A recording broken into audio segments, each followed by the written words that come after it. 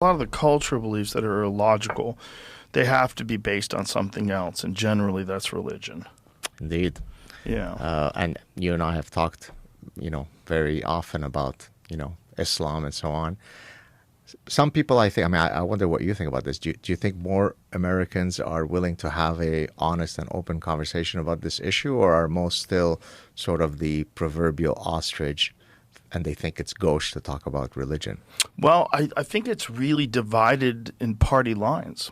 People on the right are more than willing to talk about it. There's very few people on the right who are empathetic about some of the differences that these religions have and hold, and some of the rules that they would like to apply, like Sharia law.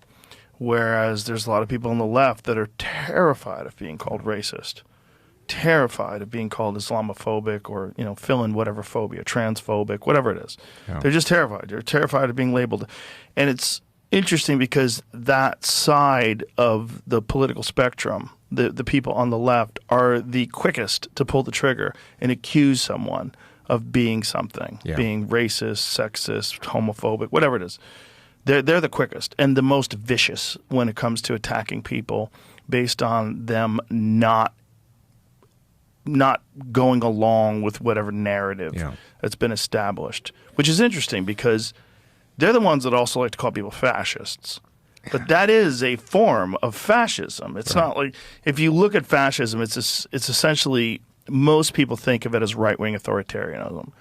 But it is also, if you look at the definition of it, it's also a complete adherence to whatever narrative is being promoted. Yeah.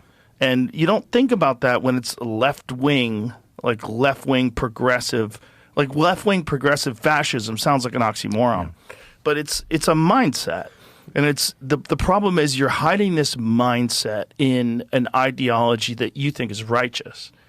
And this is, you could say the same thing about religion, because this is also what people do with religion, because it is the right thing. It's the right thing to do. So throw the gay off the roof. It's really kind of fascinating. Like when you see like Queers for Palestine, you're like, hold on.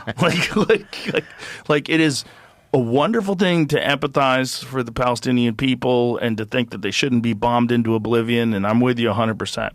But when you start supporting Hamas and saying, we're queers for Hamas, and I've seen that. I've seen trans people for Hamas, and it's like, good Lord, what are you saying?